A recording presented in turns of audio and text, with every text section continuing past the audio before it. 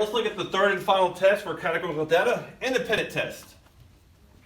So a study of University of Texas Southern Medical Center examined 626 people being treated for non-blood related diseases to see whether the risk of hepatitis C was related to whether people had tattoos and where they got their tattoos.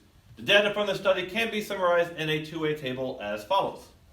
So you either had hepatitis or you didn't, a yes or a no. And there was other variables within those. These data differ from the kinds of data we've considered before because they categorize subjects from a single group on two categorical variables rather than only one: hepatitis C status and tattoo status. The natural question to ask of this type of data is whether the chances of having hepatitis C is independent of tattoo status.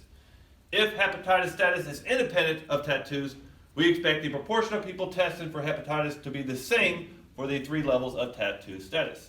Now you can clearly see that it is not, but we like to prove through math to see that it's not. The assumptions of the independent test are the exact same as all the others. The degrees of freedom, notice it's the same as the homogeneity, where we have the number of rows minus 1 times the number of columns minus 1. But again, we saw with the calculator, it'll do that for us. So let's look at one example of an independent test that you would do. So again, we have 626 counts of individual, and they're categorized according to their tattoo status and their hepatitis status. Are tattoo status and hepatitis status independent? Meaning, does having a tattoo mean you're going to get hepatitis C, or does having hepatitis C encourage you to get a tattoo? So our null is that they are independent, and our alternative is that they're not independent. So we're pretty easy with our coming up with our null and alternative hypothesis with independence. Either it is or it's not. So here is my data table. Now notes, let's look at our conditions. Counted data condition looks like I'm definitely counting here. So this is my observed. So that qualifies. Independence assumption. The people in this study are likely to be independent from one another. Okay. Hopefully it's safe to assume that. We don't have any like couples that enjoy tattoos or have hepatitis.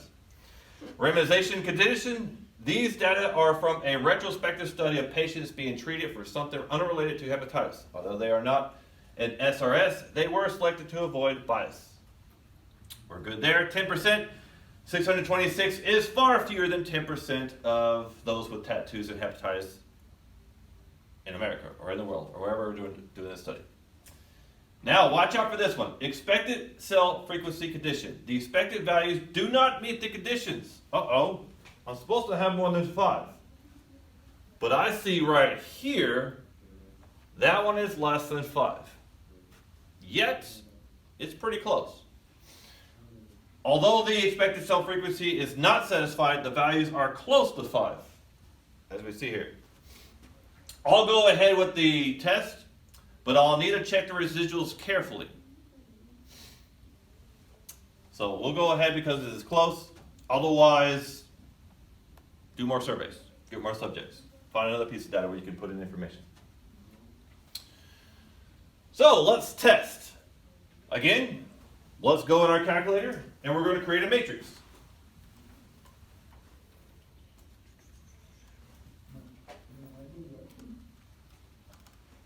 So if you can remember second, right here to x to the power of -1, we're going to go to edit and edit our matrix A.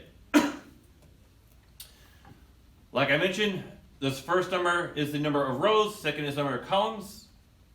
I have a 3-row, 2-column, so 3 by 2 matrix, and here's the data you're going to put in. You're going to put in your observed data, so go ahead and do that. Okay, once you have your matrix A, now you want to go to stats, test, go all the way down to chi-square test. Hit enter. Is my observed data in A? It is. It's going to put my expected data in B, and I'm going to go all the way down and calculates. Degrees of freedom is 2. My p-value is 0.12 zeros and a 2. So, do you reject the null or fail to reject the null?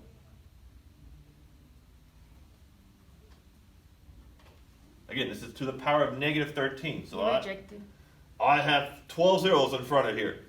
It is very, very, very, very, very, very, very, very small. So yes, I reject the null hypothesis and conclude that hepatitis status is not independent of tattoo status. Just because you have a tattoo doesn't mean you're going to have hepatitis. Just because you have hepatitis doesn't mean you're going to go out and get a tattoo.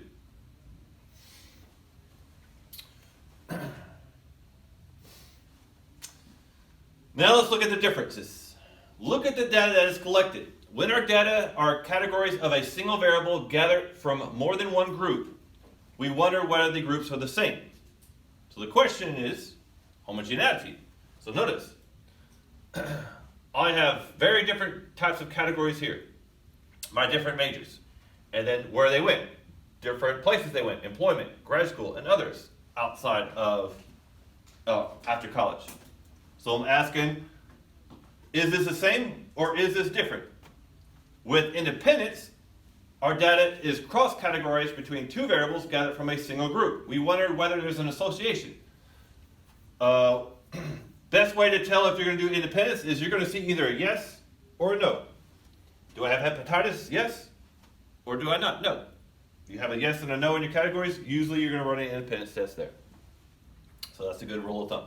If it's all spread out into different types of categories, then that's going to be a homogeneity. Also, goodness of fit, types of data, it counts in several categories. Where the homogeneity is one variable across multiple populations, and independence is two variables across one population. Types of questions with the goodness of fit. Do the data match my model? Types of questions with homogeneity. Is a variable similar across all populations? And then with independence, are the two variables independent or not? So this is normally what you're going to set up as your null hypothesis right here. With, am I similar to my null? My alternative is no, they're not similar. My null is, are they independent? My alternative is they're not.